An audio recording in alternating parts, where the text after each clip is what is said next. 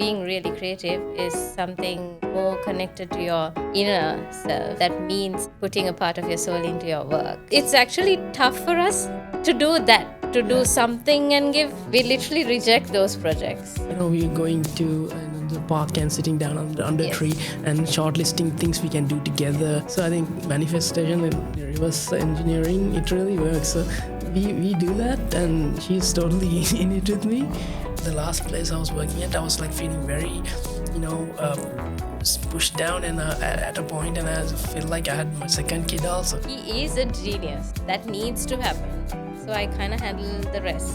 And if you're not true to yourself, if you're trying to do it just because you want to make a buck, or you want to make someone happy, or you want to be famous, I don't think that's something you should do. Because if you're trying to be a creative just to achieve something else, but you're not passionate about it, then don't do it. I'd rather go broke doing what I love than doing some random FB posts every day and getting, pushed from the company.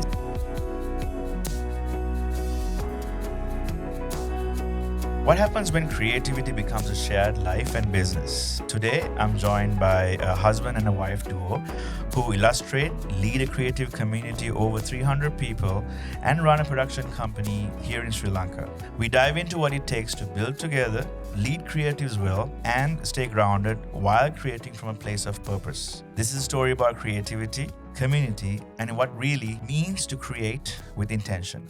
Welcome to the Creative Odyssey Podcast. My name is Sheran, and today I have Randy and Portia. Portia, yeah. So excited to start this conversation. Thank you for being here. Thank you for having us. So let's get to it. Take me back to your earliest memory of creating something before it was your job, before it was a skill. What lit the spark? I think as far as I can remember, like watching cartoons and just observing the whole world that they create and the whole effect that it has on me. So that whole feeling I wanted to like recreate. So like as very observed and absorbing all the things around me. So I was we didn't have all the stimulation back then and all the YouTubes and all whatnot. So we were left to our own devices. So I started sketching and you're 5 years old, for 6 years old, and then it just evolved from there. That whole hunger for me to like make my own, recreate what the feeling, the experience I went through. It was there. So like I think it's sketching in books and just slowly observing and looking at things and drawing, and I think it just evolved into where I'm at. That whole spark remained till this day. Wow. Yeah, and he has these little things he's made when he was little with cardboard, like Transformers, and we still have them. So it's with like toothpaste bits and cardboards and stuff like that. Wow.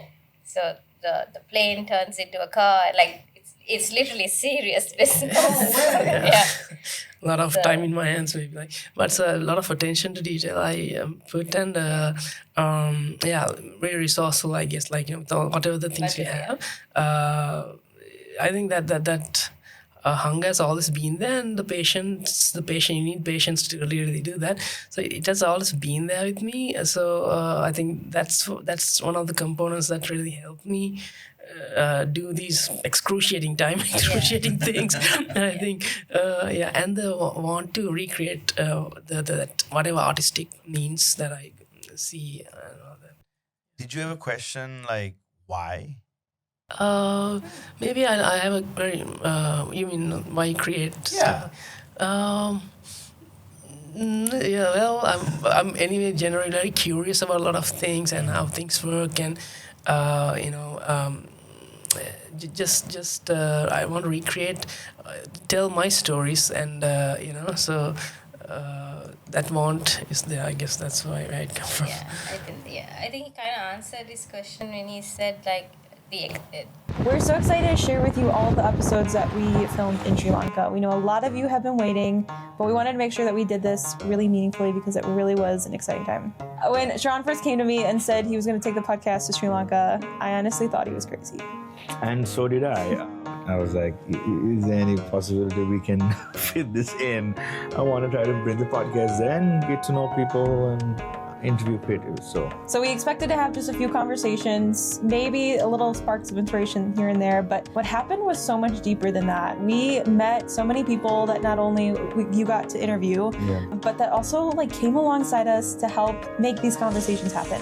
The crazy thing was this daring idea of going to a country, even though I'm from Sri Lanka. I hadn't been back for like 7 years. And all I knew was some people from school that I went to and some on social media that I've been following, but didn't really have a concrete plan to make it happen. And some days we had 6-7 episodes back to back recorded because people were waiting and you were kind of facilitating that. Yeah, so it felt really significant because not only was it that we were having like these raw and authentic conversations, but a lot of their stories resonated with Sheran's, and so it just was really fascinating to see them speaking the same language and to see like just this commonality of creativity and identity and purpose coming out as the themes of these conversations. You must be wondering when this trip happened. It happened in September, and the goal was to get these episodes out by December or last year. Well, a lot of things happened, and I didn't want to diminish the work we put in and again the amazing guests that we've had. So we decided to do something really cool, and we're gonna post however many we can a week. So linked in every single episode, you'll find a free PDF. It's actually a magazine that we developed. You can kind of think of it like if you go to a concert and you get like the souvenir of what happened behind the scenes and just about the different artists and all those things. We wanted to share with you not only about Sheran's journey, but then help you connect with some of the guests that we interview in Sri Lanka, and then invite you on your own creative odyssey. Yes, there's so much more that goes into or that fuels this podcast, which is this mission to inspire people to create so that they can get to know themselves and connect with their inner child. So to see that we could bring that story out of Sri Lankan creatives, a wide, diverse range of creatives, was definitely a highlight. Our hope is that whether you're living in the States, you're living in Sri Lanka, or somewhere else around the world, you'll connect with someone's story within Sri Lanka, and it might inspire you to continue on your own creative odyssey. The link to the PDF for the magazine is in the description, and please check it out. They're doing really cool things that I really think you should be checking out to see their journeys. So without further ado, let's get to the episode.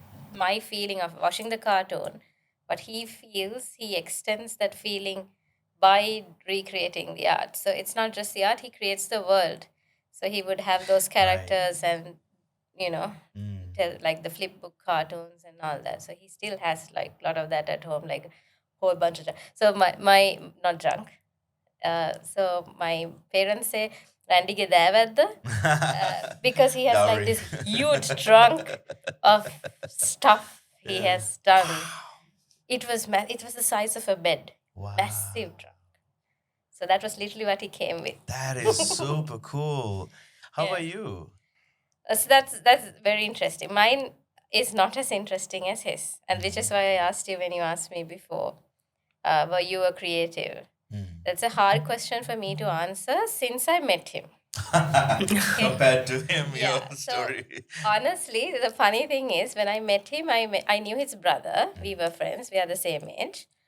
And then his brother introduced me to his art and his stuff on Facebook. When I saw his stuff, I had art of mine on my Facebook. I deleted art. I was surprised. Yeah. So I don't like being realizing that this is not top notch, So when I saw his, I realized, quit the drawing. So I removed all of it. Okay. So I'm a bit like that, I guess. So that's when that's when I decided I don't know if I should call myself an artist or whatever, because an artist is this for me, because he's lived his entire life in that. For me, there were other things, which is why. So I was like, talking in and out. I did debates and whatnot. So it's very different. My life was different. I was drawing all the time. I was winning competitions in art and all that, which is why I thought I was good at art till I saw his stuff. And then I thought, no, and stopped it. So that's It was surprising for me to also hear that she has that, like, if she feels a certain way, oh, mine's not good enough, I don't want this out there. Yeah. And so you have that, you openly say that. That's interesting. I shouldn't openly say She owns that. that. That's hilarious. I know. I mean, I felt that, and I didn't want to. I don't know. It's a problem, honestly, that I have that standard that if I don't meet it, I just reject it entirely. But with art, the standard was him. So when I saw his entire life revolving around that, he lives and breathes. Like, if you ask who's Randy Chriz, he's an artist. So that is what defines a creative for me, whether it's an art or music or whatever it is. But for me, I'm like a normal person who is creative. So I wouldn't define myself as a creative in that sense. That is why I asked you. So so for me, I think if in the beginning of the podcast, I started with my friend Ben, and around that time, I remember thinking the same thing you just said. Creative is you or artist or something like that. But then, as I kept kind of on this odyssey, right, I realized the creative is anybody. In the sense, how are they tapping into their creativity to solve a problem or whatever the case might be, express something, whatever. Because creativity we all have within us, right? If it's either building a startup with a tech product, or if it's me building a wood thing or sculpting or whatever it might be. I used to be in construction as well for a brief stint. I renovated bathrooms and kitchens and all that kinds of stuff. I learned by myself. And what drew to me was the interior design aspect of it, not really the construction part, but I never got a chance to do it. So I was like, I'll have somebody pay me to do it so I can design the space and whatever. Later on, I realized I wasn't cut out for the manual labor, but I love the interior design aspect of it. So the way I look at creative is anybody is a creative. Artist is the title you have. A musician is a title you get. But now, especially with social media, it used to be all about niches. Now it's about multi-passionates. And that's the space that we all fit in.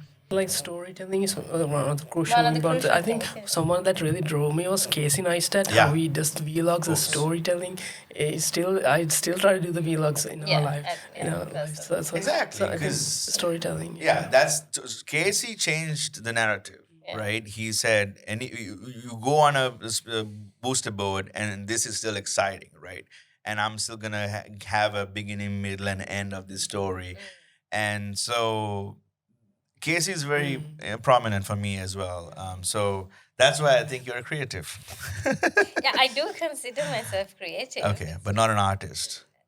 Creative versus a person who is creative. There's a small difference for me there.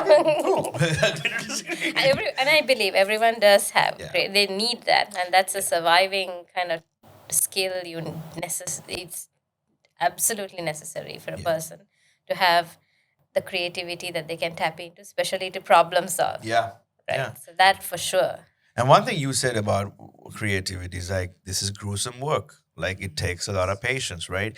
And I think I look at that process, you call it the flow state, right? I think that's the point where really, like, it's almost like a meditation, right? Like, for me, whenever I woodwork or sand or something, like, if you talk to any woodworker, they're like, they hate sanding because it takes on for hours and like dust everywhere. For me, I turn the music off and I go into the sanding process, and just like, my brain starts to work and things about my life starts to come up, and then I kind of follow that curiosity and then find and learn something about myself. So to me, creativity is more than just that. It's way more. It's a meditation. It's for trauma healing, all that kinds of stuff. So that's why I'm on this kind of goal to make anybody create whatever that looks like. So, that's amazing. I think that is why I feel the creative is a definition that is beyond just making something creative, because we have so many agencies in this country. We have so-called creatives working for these agencies, right? Who do absolute rubbish, and they call themselves creatives. And probably they are creative outside of work. And their work is actually not because they're being pressured to, or their time is limited, or the client has specifications. It's hard, right? Right. It's a tough life. Yeah. But then you understand there's no passion in it. There's no deep thinking or storytelling in it. It's just two things cut and paste and put together and just presented as if it was a creative expression. That is where I have this, I want to define it. Being really creative is something more connected to your inner self, and which is we are Meraki, right? That means a part of your soul, putting a part of your soul into your work. Okay. So that is why we called ourselves that, because we couldn't help it. So there are some clients who come to us sometimes, and they're overwhelmed by our thinking. It's too much. They just came for something like just draw me. That's all I want. Yeah. But then we need to dive into it. Right. Because we can't otherwise come up with something. Yeah, because creative. it won't be exciting for you It's either. not. That makes It's actually tough for us to do that, to do something and give. Yeah. That doesn't happen. Oh no, that I think We literally reject those projects. Yeah. Even if it's from our biggest Universal. So we have like politely, but they understand. They totally get it, and they also don't want us to do something that's not out of our passion and our commitment to the project. Right. Because we don't connect with that song, or we don't know if we can do justice to that. It's tough. That's so you need that. So which is why we would say respectfully, we don't think we are the best people to do this project. Which sounds exactly the truth. Yeah, it's true, because we are not going to do it passionately. And if someone else out there gets that vibe and can do it passionately, the client shouldn't be paying us to do something and we can't even. Right. So we reject it, right? So that's not that's not coming from a place of pride or ego or anything. That's being humble and saying we are not the ones to do this, and that is understood by the client. So it's amazing when that happens, and we understand that if it's overwhelming, this is too much. This is not what you want. Go to someone else. That's very important, I think, for sure. How did your creative paths collide? What role did creativity play? I mean, I kind of remember you started with saying like you saw his art. Since then, what happened? So as I said, the brother was a friend. The brother and I, we are into writing a lot, right? So him and I we almost sound the same, right? So we were really good friends, and then he introduced his art, and then we started talking about the plights of being the eldest in the family. I mean, other than that, we are like very different personalities. You see, I mean, like two different styles. But right? I think another common thing is like we talk about a lot of deep things, and she has the not like we talk deep into. That's the thing. That's what I said. We started talking about things like and then personalities are different. Our things we talk about was like really common ground. So. So that was a very common thing that we talked about, how being the eldest is the kind of the hardest. Like we are the guinea pigs of the family. 100%. I'm also eldest. Yeah, Okay. I made a ton of mistakes. Right. My brother learned so much from me. So I remember we were going to the park and sitting down under a tree and shortlisting things we can do together. Maybe there's a collaboration, we were always very serious. Okay, so and as the eldest, we are very independent from asking help from our parents. Even so we had to like mind our own stuff. So I think we were. So he has 3 more brothers. So he's 4 boys there. I have 1 mother brother. And so the both of us don't ask for help much. We kind of try to manage it by ourselves. So that was another. So we had lots of things in common in not personality or style, but in values and like thinking is very similar, which is why we kind of realized that the 2 of us will work. And before that, it was always, even when we were dating, so we were dating very quickly. Okay. Even when we were doing high school or something? No, so just right after school for me, and he was already working. Cool.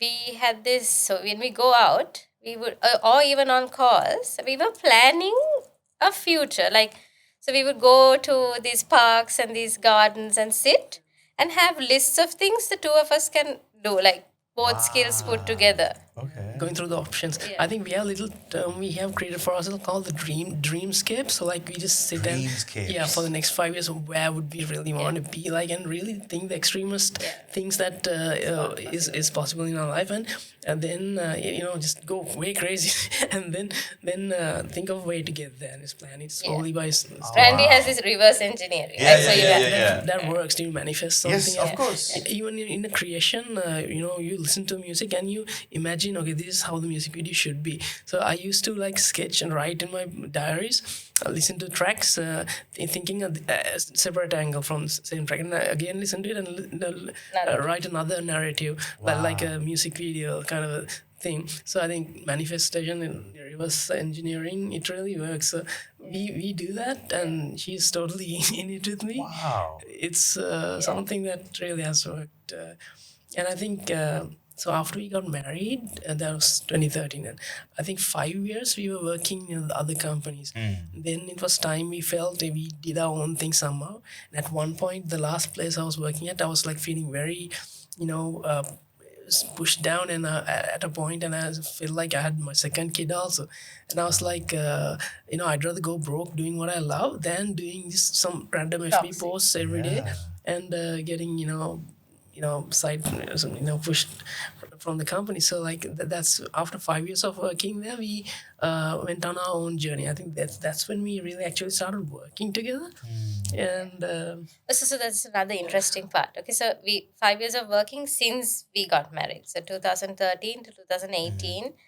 The nice thing is, he and I, now the two of, he was at this network, TV network, right?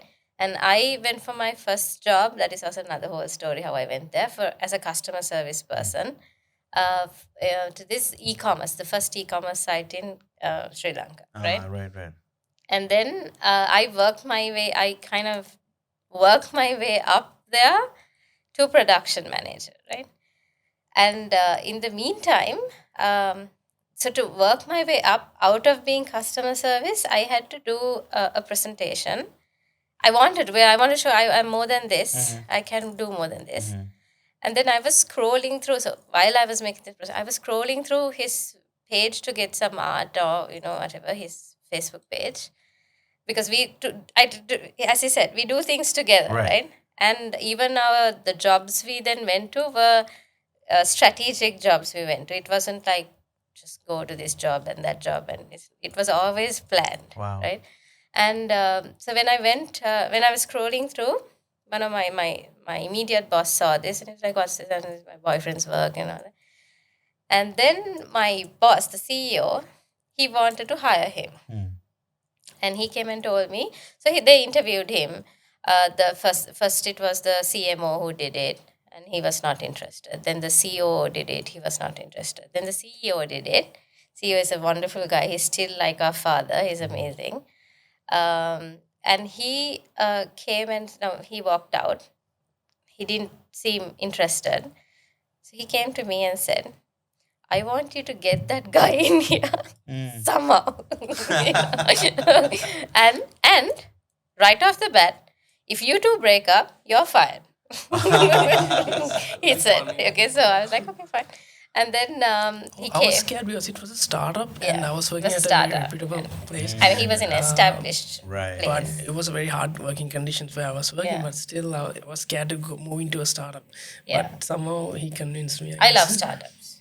And I think that's the best. And I loved it as well. So he was introduced into that environment, and our CEO Riza Sarok, he's amazing. He's like a stand-up comedian. He has this open monthly meetings, like town hall meetings you call it, and then he has this 1 hour long presentation, which is him being a stand-up comedian. So it's fun, right? It scores also, but it's fun. And then he was like at one point telling me, "Portia, let's plan the wedding and let's invite Randy." I don't think he's going to ever make this happen because they think Randy is not going to make it happen, right? Because he's silent, and we don't look like we are dating. And they were like, "Are you guys still like nothing's happening? Like we don't catch you anywhere." It's so professional, right? So it was like, let's plan the wedding, let's invite him. And then we actually planned the wedding and went and gave him the invitation card. He's like, what? You planned this without me? I was like, what? How did this happen? Interesting. Yeah. So yeah, that's and then we got hired by the same people. So we had the CMO hire him, Oh wow. CTO hire me. So that's only one job interview we've ever gone in our lives. No way. And after that, they kept hiring us, Right. the two of us, repeatedly till at the end, the last one he worked with was also one of those people who hired him. But the immediate management had a little bit of an issue, and he was trying to put him down, and I you know, see. so it was getting toxic. And he was literally coming home and doing videos and giving them, suggesting it for the client, and he was not presenting it. Wow. And he was like, I can't be doing Facebook posts Yeah, for the rest of my yeah, life. yeah, I'm just gonna, And I said, quit, just quit. So And Gary Vee, I think. Oh my Yeah. god, yeah, Gary Vee. I mean, that time Gary was like getting trending and stuff, and I saw a couple of videos, and that really motivated me to take the leap and jump. And I think it really motivated me to take Yeah, the because risk. with two children, Yeah. taking a risk of quitting your Huge. job is huge. Yeah, So so. it was calculated risk. So, But we are planned again. That's awesome. So one thing that's super cool about Gary Vee, because that dude's awesome. So one question I had, you guys were going into parks and things like that as you were dating and planning your future and dreaming.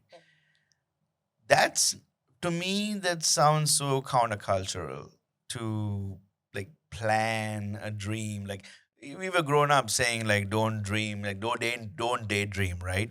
So that, and then on the other hand, Daive Saratha. right, and and then I'm thinking also, how did your parents react to all of this? Like you being creatives, and then did you guys ever tell them about these plans y'all are putting together, and how did they react and all that kinds of stuff? I'm super curious. Yeah, I think we weren't irresponsible like that. I think we were like steadily, trying to position ourselves. Like that's how she said we took the jobs strategically. Okay, I thought okay, I worked at a media channel, and now I worked at the first e-commerce place. Then now only I think that's missing is advertising firm. So then strategically we chose the jobs. But then we kept the dreamscape thing going on as well. But the parents, we didn't even tell them about it. They wanted us to be in the corporate sector, but Not then, mine. yeah, mine. So, when I took the leap, they were a bit Very concerned. But creative-wise, when I was growing up, they really gave us the freedom. That's something that I can. My mom's a doctor, and she didn't push us to. Yeah, mom's a doctor, father's an accountant. So very academic, both of them. And they did not. They gave us the freedom, so that's pretty amazing. She's the first lady JMO in Sri Lanka, and she did these high cases here. But she never pushed us that way. But I think she's very good at postmortem and dissect. So I think that's where that comes from me. Also going through the layers while animating. Right. But But their whole family is creative, and she was like, if I didn't become a doctor, I'd probably be an actress because I love it. So Okay. That's a they little don't vibe. discourage Yeah, creativity she was a at hidden all. creative, Yeah, like so undercover. that's there. So they were happy to let him follow his own path. But they didn't have necessarily tools to guide him in it because they're academics. They don't know what to do. Right. Even still, it's really hard to figure out what to do as a creative in Sri Lanka. For me, it was more of so I was pushed to, from my parents' side, they wanted me to become a doctor because I was supposed to be smart. You're supposed to be That's what everyone believed, including my teachers. But I knew I didn't want that path at all. So she didn't talk to me because I was refusing to do that for some time. So this is why I searched for a job. So that I told you that was another story. Right. So I wanted to make my own money to become a psychologist because that was something I wanted to do, Okay.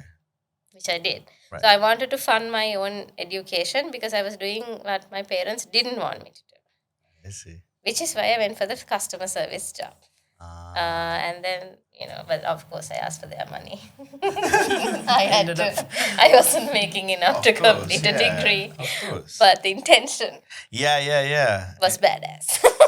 So yours is more of a typical Sri Lankan story. Yes. And you Yes. got lucky. Yes. Very cool. So, in a world that often glorifies the lone genius, how have you built a shared creative rhythm? Like, how you both kind of do that? Oh, he's the lone genius. Okay, right, No, right. but I told him like how when I'm in like in creative block, even in brainstorming, she's like really involved with me as well because she gives another aspect to the whole process, and so suddenly she surprises me with this crazy I see he's details. surprised by my creativity. No, Aw, not like that. that's amazing. That's how ridiculous my standards are compared to. So yeah, so for me, his vision is way beyond what I've worked with creatives. I was production manager. I handled graphic designers, web developers, and all of them, right? So, and I've seen that this is something else, right? So for me, right, it is subjective, and to tap into that because he's not going out and marketing himself. So to tap into that is kind of hard. No one really gets to see it in action, and he needs time. He needs that space. He needs to zone into that and totally. So Yeah, how does that work in like you guys have two kids, right? yes. So how does all of that work? Because my wife needs to hear this. Oh my god! Yeah, it is a challenge with the kids when the kids coming to the thing, but yeah, we navigated through. There's a couple of helpers around. So it's like this. I love him his space because I believe in him so much. It's just like I said, he is a genius. Okay, so I don't want that not to happen because that needs to happen. So I kind of handle the rest. for Because that's him what to- makes him him. Yeah, and he needs that. It's not. I mean, it's really hard. I don't want to encourage that to be the norm. To say that Yeah, the yeah. wife needs to handle Right, the no, no, no, background that's not work what so I'm that the saying. husband can be the genius he is or whatever. But No, no, no. you know, And by the way, I don't like her saying that about me. Like, I feel he's like very I'm humble. what He do you thinks call? he does not accept that he has imposter syndrome. Imposter. Of Yeah. course. So you're he creative. does not, Yeah, we're you checking know. all the boxes right now. Yeah. Perfection, imposter syndrome. What Yeah. else we got? Yeah, we literally have to print this stuff and hang it all over the walls so he can remember what he's done. Yeah, So that's huge. Yeah. I'm glad you brought this. This is really awesome, by the way. I'm super amazed by your work and Thanks, man. Thanks. I mean, the thing that excites me about these things is you saw the vision before you created it. Yeah. That is amazing. That's huge. Not a lot of people get that. Like when I start something, especially drawing, I start with the character first, and then oh, what am I doing now? that's the normal process. That's what I'm saying. The way he thinks is like when he starts drawing, it's already drawn there. He's just letting us see it. Right. We That's can't true. see it. It's already there. Yeah. Once he starts, it's just letting us bringing it out so that the humans can see it. Yeah. I So- think, that's why I said, all the things I see, I just, there's like a visual vocabulary there. And Western cultures, really inspired me as well, really. So whenever I look at a thing, I first understand what the brief and all of that stuff, and then see, okay, what are the things that's been done earlier like this, and so go through a lot of angles and then sketch it up, and I'm very harsh on myself. That's why it takes a lot of time and patience to really get. Yeah, if you rush him, he does not like that at course. all. And for that, now, when it comes to the rushed client or the client who needs to be kept in the loop and stuff like that, that's when I kind of come in and help that situation. Also, since his work takes a lot of time to answer your question, how does Yeah. it happen? I kind of do what I would call the background work.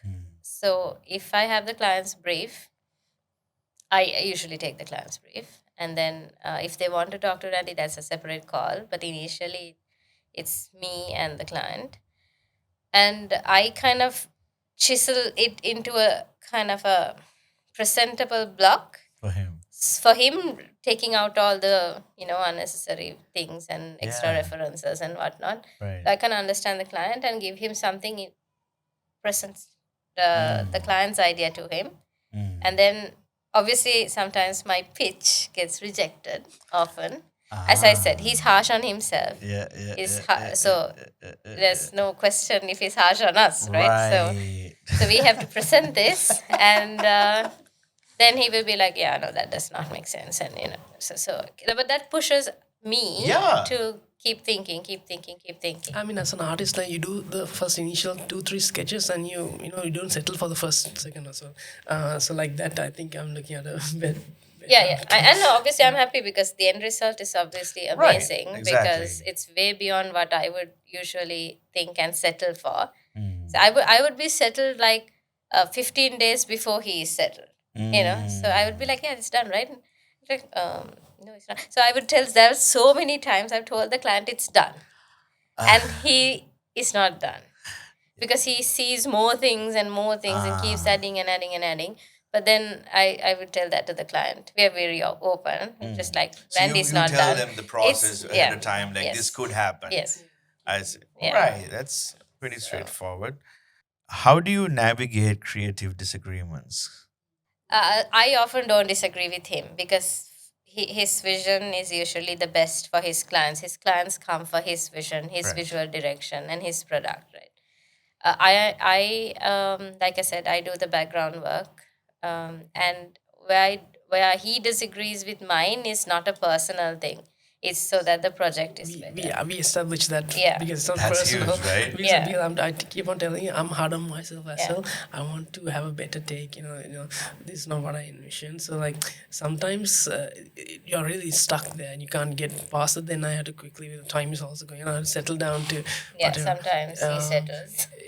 But for a fact that you take the time and something comes up, it's really worth it to have the proper idea come through. Yeah, for example, Tone Deaf, the official one that we did finally, was that song it didn't have a climax. It didn't have a story that it was necessarily telling. He was just giving facts, like just about himself. Yeah. Which was random. There was no storytelling, which is usual with Eminem. He has a story usually. Yeah. This didn't. This was just a complete brag, right? Just a brag.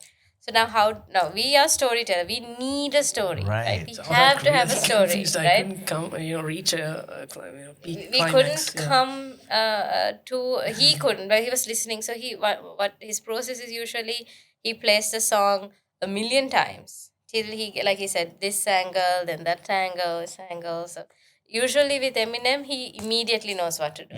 So with Eminem stuff, I usually don't need to jump in. Yeah, and I look at the comment section when I did the Guilty Conscious 2 music video, and the comments like, wow, this is what I exactly imagined. All the comments are like that. So I'm like going through the head trip and trying to map it down. So Wow. I mean, he's an Eminem fan, and he knows what Eminem fans is hardcore. So for that, I have no involvement. So it's totally his vision in those kind of videos. Yeah. If he vibes, then he doesn't need me. But in this case, in Tone Deaf, since there was no story and it was a complete brag, which is unusual for Eminem, we had to come up with a story. Now we can't do it without a story, right? You have to We have have a to story. have a story. Wow. Okay. And he was like sleeping on it, eating on it, going to the toilet on it, like it was playing non-stop, and it was stressing him out. And it's like 1 week passed now. It is not happening. This is not happening. This is not happening. It's not coming. And then I kind of put together a story, which is essentially, it's a time jump. So it has to jump time to fit the order of the song, but then still, if you take like a tenet kind of situation, It's a scrambled time. it's a scrambled time. Like that. Yeah. So that was crazy. So there is a story finally. Something happens, but this timeline is scrambled, so we can fit in the brag into the story, right? So that was How do you deal with the stress when in those situations? Like, I mean, you're clearly stressed out, and how do you guys manage that? You know he's stressed out, obviously. yeah. I think it is stressful. I mean, we are used to the work ethic, but the external factors are the problem. Like, not a problem, but attending to those. Like what? Like mundane tasks of living life. That's the hard part Yeah. when he's stressed, So that we try to manage as much as possible. So he has his studio, he has his place, he has his space. And if he wants to change it, we change it. And we try to make that space. Explain to me where is the space? Is it like outside the house? No, or- it's in the house. Okay, so that's even more harder, right? Yeah. So we always chose our houses to fit his, space. Space. So that's how it went. So when he wants to change, we'll change. If that room is not, no longer Yeah. flexible enough for changing, Yeah. then we change the house. So smart. So that is one way. But then also we go on trips. We go out Oh, a yeah, bit, that really helps. go watch a movie or something. That's going for movies is one of the Oh. big things. Yeah, after every project, one project takes like 1 month to finish a music video, and usually the thing was after that we go on a trip, and that really refreshes you, and we take quick breaks as well, Yeah. and but once you don't have that break, I think you get a bit overwhelmed when the next project also comes and you're Yeah. doing together. So That happened to us. That's challenge. currently the situation.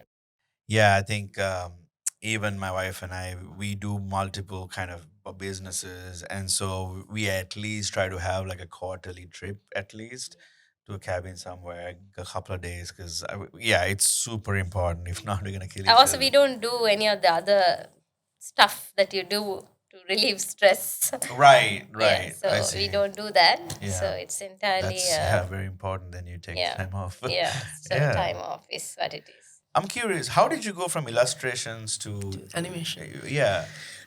Yeah, I mean, when I was growing up, there were all these courses that were there. So I remember just trying to animate in PowerPoint, like Yeah.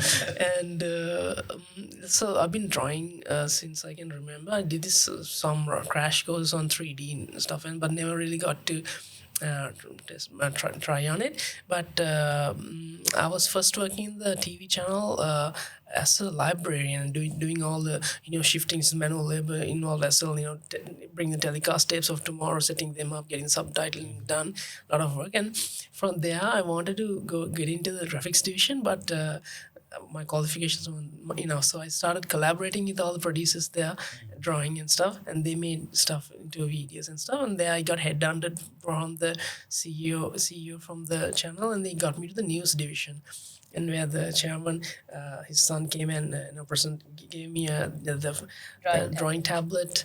That's where I was introduced to that, and then this was in the news division, and slowly I had to self-teach my way to animate After Effects, and through a lot of tutorials.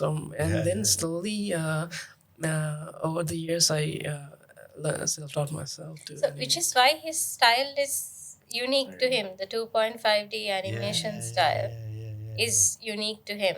So because he basically taught himself to do it, and it essentially follows the theory or the practice of him building those little cardboard figures at home. So that's essentially the 2D cardboard, right? Cardboard turning into a 3D figure. Right. So that's exactly what he does with his drawing. So it's a 2D drawing. He manipulates it to have this 3D feel inside the 2D environment. So the software he uses is not meant to do that. Right. And so After Effects, like the Adobe guys, Yeah. their engineers took his files to study how they're No how way. it, yeah. Because at one point it wasn't performing. The new versions weren't performing. There were some bugs. We sent it to the team, and they were like, "Okay, we'll check on this. Let me get back." And there was like 1,000 layers in one composition, it's normal for me, but the new versions couldn't handle it. So then they were like, Yeah. "It's the first time people use it to that." Yeah, the much software of can't handle more than 1,000 layers. He has like how many altogether layers? Like per composition. Totally, he has about like 200,000 layers, right? Once you pass the 1,000th layer, the top layers stop being visible. Right. So it doesn't show. So what That he makes does is sense. it takes the bottom layers, put it on top, then and works on it, puts it back down, works. That's how he does it, right? So the software doesn't support his workflow, which is why the Adobe guys wanted to see how this is done. Yeah. And they were like, okay, this is unorthodox for our software. Can we take your files to study how it's done so we can improve the software? So they And they literally, did? yeah, That's amazing, dude. yeah. So that's it's crazy. So it came from self teaching animation. So my question is, I have tried After Effects, and I have made one animation before for a previous YouTube channel. I learned it on YouTube, and it took me like 2 days to do it. And I remember thinking, I'm never gonna do this again. So where does this patience come from? I think that look at the total, the end goal, end mission and product of the thing when it's coming together, you really feel like really awesome. You get excited. Yeah. Okay. So this my creation is coming together, and then if you have more time, you push for more, add more things to make it look better and more fine. And I think through every project you learn something new, and it keeps getting faster, like a snowballing effect. So, yeah. So you have a really good support system to be able to do what you're doing. Yeah. Yeah. I mean, and especially when she said like you guys change the room whenever you need to, that kind of thing. That's huge. I understand what that. Yeah. Yeah, I think we take decisions collectively. I mean, when the kids were growing up and we are wanting more breathing space, we went to Colorado, so we want to go to Migambo, which like a more open space. So I think we take decisions collectively to match everyone's needs. But as a studio, I mean, it's for the young eyes and all that, you need to have a long distance, something to look at when you first start looking at a wall. It's not good for your eyes. Eyes get sprained. So the first two houses we lived in was perfect, but then everything else was like, I was finding it a bit hard because, you know, so like I need to constantly change the setting for me to get comfortable. Oh, I get it. You gotta do what you gotta do. Well, let's talk about the creative collective that you guys have started. What made you kind of start that?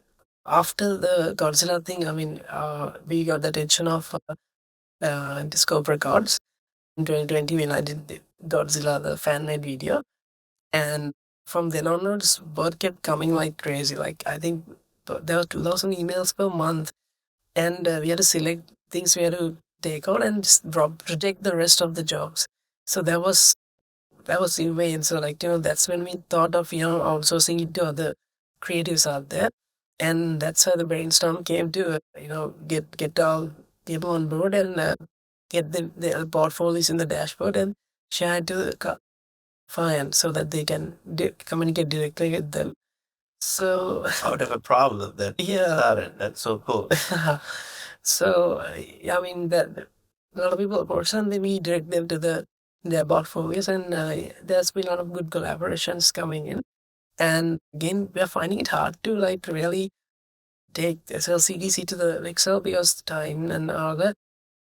We are trying, so every December we have this exhibition kind of thing, which we do in collaboration with Gamer.mk. It's a Comic Con thing happening in Sri Lanka. Yeah. So we have this stall we've been doing for like 3 or 4 years now. So, apart from that, we still need to find the time to do more activities with the team. How has been the reaction or the response from this group? So a lot of people have met a lot of other people who have collaborated with each other. There are like a lot of collectives for other industries, like for like IT and stuff. But for creatives and digital artists and animators, there's no such collective out there to with all the AI stuff that are coming and meaning regulations and policies, and there's no voice for that sector. So that's why I thought we'd take the entry and do this. We registered it last year as well. But then we are still needing to put more work into this and, get their rights and, so they do a job rights and all that and add more value to that. So, from working with Sri Lankan creatives, right? What are some of the things that creatives here deal with or is challenged to it? Mm, No. yeah. I think as a digital artist and an animator, the people approach us don't know the time it takes, and the value it's given in the global community. It's very fast paced. I mean, they want something to be quick, and they rush things. That's an obstacle, and I think, yeah, I mean, the basic the payment as when it comes to 2D animation is very in contrast with the 3D animation stuff. So it's pretty challenging for a 2D animator. When did you kind of accept that you're an artist and you're a creative? Did those things were those things the real things that help you come to that place, or were you already there before that? I think I was already there before. I mean, experimenting in drawing this and that and making things. I was naturally there, but to have that standard, it took some time for me to like really work on the softwares and slowly got there, I guess. And I kept on self-teaching myself even to this day, developing myself. But after we started our own production house 2018, for 2 years we been getting some attention, and then all advertising companies were coming to get stuff because my illustrations were really different and the style. And 2020 COVID happened, and we were a lot of people at home, and we had a little window to do something that out of passion, right? So usually I don't get that free time. I'm back to back projects. I had a window of like 10 days. So at that time, Eminem did the Grammy performance on stage, and I just did a fun animation walk cycle. And I told Posh, can you spare me like 10 days for me to really push this? Because there must be could be something in this. Let me just, do this, finish as a music video. And I think I took those 10 days and did the whole music video. You can check it online. And the thing was like he has released an album that year, and one of the tracks were trending. So I got that music video and I was making it, and they announced that they are going to put a video out there in like another 10 days. So I was halfway done, and I quickly finished it and uploaded it. So I think On like YouTube? yeah. So a lot of people were searching online. So I think I was riding a wave. So I think 9 hours before they released the official one, we uploaded ours. So I've been working all night and I was like falling asleep, and then I finally uploaded, and then I fell asleep, and next morning every time I refreshed, and like 1,000 views coming, and it was like it went to 4 million in 2 days. Yeah, that was huge breakthrough for me because we took that time and went all the way in a product like that. I have never done anything taking that much of time. Just working as a freelancer, time is so it was kind of risky, but I think the final product it captured all of people's attention. And then among the emails that we received, Interscope had UMG had also approached us, their creative director, and I missed the email. And she went through it again. Then she only found out because in the signature only there was a slightly mentioned like the UMG. So from then onwards, we been working with them, and they love our style as well. So you guys started this creative group, right? And CDC. SLCDC. In your opinion, from after working with creatives here, what are the positives of creatives here, and what are the negatives of creatives here? With positives, I would say that there's a diverse variety of creatives. If we just take one example of art and illustration, we have the Sri Lankan styles. We have the more Disney, the typical production styles. And we have mixed media styles. So there's a rich variety of talent inside Sri Lanka, which allows us the possibility of picking different artists to cater to different tastes internationally and within a small community. So that is one advantage, I would say, a positive. And the other thing is Sri Lankans are hardworking. We can pull our weight if we want to, right? So the want to part is the negative. Do we want to? Do they want to? But if they are asked to, or if they want to, they will definitely pull that weight. So we recently had this client from Dubai, and he was like, can we get this really fast? I know it's our problem. We delayed this, but we need it really fast. Do you have to bribe the guys to work extra hours, right? If so, please do it. So for us, it's not necessary to bribe the guys to work extra hours. They will literally see through. So that is something that I've seen in Sri Lankans. They will see through. They will stay overnight. You don't need to bribe them to do that. They will see that through if they're committed to it. But the if is a bit big, right? So that is a sad part. Now, internationally, what I've seen when we worked with others is they wouldn't work extra hours or they have a certain set, so that is not there here. So whereas a person from, let's say, the US would stop work because he has reached his hours of work and would stop work because of that. Here, people stop work because they don't want to. So that is a negative and a positive.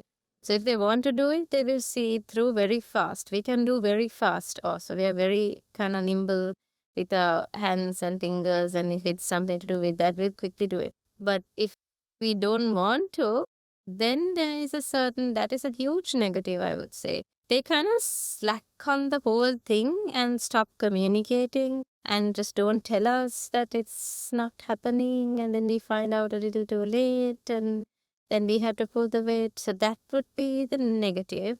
And sad to say, it's not just personal experience, though you started off saying it's going to be subjective, it's an opinion.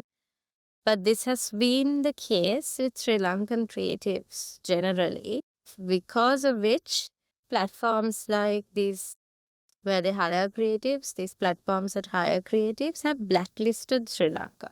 So for that reason, we can't have international IPGs because they have blacklisted the Sri Lankan creative community entirely. So it's not like an opinion, it's almost fact, right? So seeing that it has happened. So when we had our first international IPG, our clients are mostly in the US. And when they were trying to make a purchase through the website, they got a fraud alert to their phones and the bank was refusing to send the payment because of this reason. So we had this conversation with our bank, and what they did was they switched industry to IT instead of creative because we are working on the computer. It kind of makes sense. But the creative industry was blacklisted. So it started working once it was switched to IT. So it's a serious problem. But I think it goes beyond this also, the fact that people are not responsible. It also goes to the financial and logistic. The singular word is bongo. These techniques, the techniques they exploit trying to make payments work because Sri Lanka doesn't have PayPal and those services. So I think they register these fake accounts in other countries and this things that they do. I think that is another reason that contributed to this fraud situation. So we've spoken with the government actually as well about this, actually previous government and this government. We've been speaking to all of them, trying to identify a proper solution for this because we personally believe that Sri Lanka's creative industry can be as big as the IT industry in terms of bringing foreign or whatever income to the country. It can be global, it can be local even, like it's properly utilized. So we really believe that should happen. And we try to come up with solutions to provide the government to make it happen. And we've discussed with the banks. What's this? So they've tried, so one of the solutions was switching to IT. So those kind of things have been in discussion, but the real solution, the total solution has not yet come to fruition. And one of the goals of the SSCDC is to make that happen somehow and encourage the governments to do it because we need the governments to make that happen policy-wise. And that leads me to the next question. So how do you personally encourage the people that are working with you to stay inspired? Especially when, it gets at the point where people want to give up. So when it comes to creatives, keeping their inspiration running is their personal responsibility because it can't be some force-fed, it can't be. But at the same time, what we can do is create an atmosphere that they feel that their talents have a place, which wasn't the case in Sri Lanka, which if you say you were an artist like 10 years ago, they would imagine you're in Bihar Mandiri drawing these drawings. And that's like the only picture you get, right? Drawing in a park. Yeah. I mean, what are the thing or Thoranak, like these pandas that they draw or whatever. So very, very minimal, the imagination of a creative, especially when it comes to art. Music was never an issue, I feel. Or maybe it was at some point, and some people worked towards getting it into a certain standard. Acting also, I think, the same. But when it comes to art, it's still very in a very low point. Graphic designers are minimum pay, wages are really low.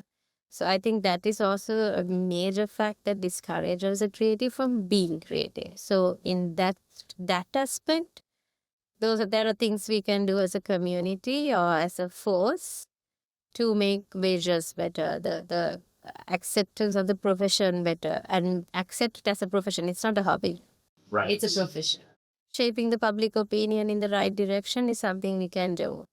And creating environments where like Hatch, for example, where you went, where people feel a little, Yes, yeah, 100%. otherwise it's like their room or, where there's a dingy desk with like facing the wall that they have to work and be creative and create these wonderful worlds while around them it's just, just bland, no inspiration, not even a window. So that is another aspect that we can encourage. And we try to partner with people who does interior and create spaces and things like that. But that's not it's still a luxury. It's not possible to do it within certain budgets. Even this space, this is a space that a creative can really get inspired. So that's there. But personally, I feel it's their duty to keep up their imagination and inspiration, whether it be going for a walk or watching a movie or whatever it is. It's their responsibility. If they are transferring their responsibility of being inspired to someone else, too bad for them. Yeah, I mean, at the end of the day, like even the whole thing about creative, Yeah. what I'm doing here is that I'm saying we need to prioritize creativity so that you can be in a healthy space so that you can create in a healthy way. And you're right. Like I actually had an interior designer here last week and had a conversation on how was it? Why don't we do something in our own homes, like especially in Sri Lanka? Like they don't do much to make that space more homier and the lighting and things like that. Like it's something that getting US we do it quite well now. But even there you're gonna find people who are just not even into that kind of thing and they don't understand that what they see at like a HGTV, nice interior design, they can do that by changing color of the wall or something. So that's cool that you guys did it. Now that you guys have created this creative community, what do you have to say to young creatives who wants to be in a career like this? Well, I think I always advise up and down people, creatives too. Of the discipline really is needed. The work ethic can, like you said, if we want to put in the time. So I think I advise them to go and work at a place for at least 2 years and get the experience working with the team and sticking to a deadline. And that discipline is like really important. It will give you the longevity as well, and so that's one thing I advise them. And also just honestly recheck on is this something you're passionate about? Is this what you see yourself doing passionately? And always reassess yourself and double down on your strengths, work hard at it, and feed yourself, but always self-teach yourself to get better. It's only stuff online, the tutorials and whatnot, which one there we were like, self-development and discipline, I guess. And taking risks, right? Like you took risk with the Nantan Godzilla one. And it's a huge risk, like to put all that time into something that could have not really worked. So yeah. I mean, he did another video in 2018 as well, which didn't. I think keep on trying. Do your best and expect nothing, but still keep on trying. So yeah, that's what he said. Expect nothing. But give it all. His failure is when you stop. Yeah. And especially being creative, it's like a good thing now. You can be proud of what you put out there. It's not like some accountant job. Yeah. It is something you put out there to the universe. So I think that's something I learned early on. Like the more you spend more time in prouding it becomes nicer and nicer. I mean, you should be proud of what you're putting out, that the digital footprint. it should look like really awesome when you look back. And display your work in your own space. And also with AI and things coming in. So the young generation, as I said, so they think it's quick. You have to make it quickly and get it quickly, jump on the latest trend, get the NFT done, go get on AI, give the studio rendezvous and, get some bucks out of that, 3D print it, very, very cheap the way they're thinking. But that is also coming from, it's not their fault. I feel it's the challenge that the technology is presenting them. They feel they this rush, they need to get all these things and get it done, and if not, they will be left behind. That is an actual fear. Randy keeps saying, is this what you want to do? You have to question yourself. If this is what you want to do with your life, then the technology, or whether you make money out of it or whether you don't, does not matter. It's a healing for yourself. It's you being you. And if you're not true to yourself, if you're trying to do it just because you want to make a buck or you want to make someone happy or you want to be famous, I don't think that's something you should do. Try being famous some other way, because if you're trying to be a creative just to achieve something else but you're not passionate about it, then don't do it. Short-lived. Yeah. So that's what he says. Don't worry about AI and whatnot. If you're an artist, if you draw portraits, get better at it and better at it. And then you will be happy at the end of the day that you upped your skill, no matter how better the AI is that's next to you. And that if that's what you want to do. Now for me, I stopped drawing once I met him. But that was not like if you meet the AI and you stop drawing. Kind of like that. Yeah, it's my own advice for myself as well. Don't let that stop you from being yourself if that's what you want to do. For me, I had other options, so it's not really something I really wanted to do. So it's okay. But if it's something you want to do, just do it. Just be you, because we have, and the variety that it produces. No one should be another Disney. What's the use of drawing like Disney? What's the use of being another Randy when you will always be another Randy? Randy is the one there, remember. Even if you're copying the style and you're really good at it, you might even get hired for it. But they're asking for Randy's style, or they're asking for Disney style, or they're asking for Ghibli style. Even if it's an AI giving it to you, that style has a name now. Right. So you might as well have your own name, which is what we keep telling our interns, the ones we had at home, We wanted them to develop themselves, find their style, their niche. We never taught them to draw like Randy, never. That's not something we encourage. And if they want to do that, good for us, then we can make more. But, through that, because they'll be the ones doing the hard work. But that's not what we want for a creative. And it's just not, that's an advice that I think we find ourselves giving younger guys, not to feel intimidated by others' progresses. Yeah. And AI and whatnot. Just keep doing you if that's what you want to do. And also, the whole thing, I love that you guys dreamed about where you all want to go. It's in your art. That's how you do your art as well. You see the final picture, and you guys as well in your life. So, that almost gives a lot of freedom to, especially listeners here, if you're from Sri Lanka or anywhere for that matter.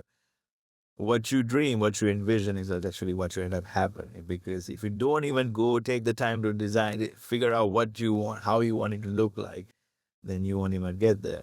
Exactly. I am beyond grateful for this conversation. I wish I had time to hang out with you guys, because you guys are so cool. But I love how you guys kind of intertwine this creative stuff together. I wish you all the best, and I'm super excited for this conversation to come out. So if you're watching, write out the comments. Do you agree, disagree with some things they said? And do you dream? Do you take the time to see the bigger picture? Or do you just kind of tunnel vision? If not, if this changed, let us know. Till next time, thank you for being on the podcast. You guys, I love to have you again. Maybe next time. So, till next time, see you later. Bye-bye.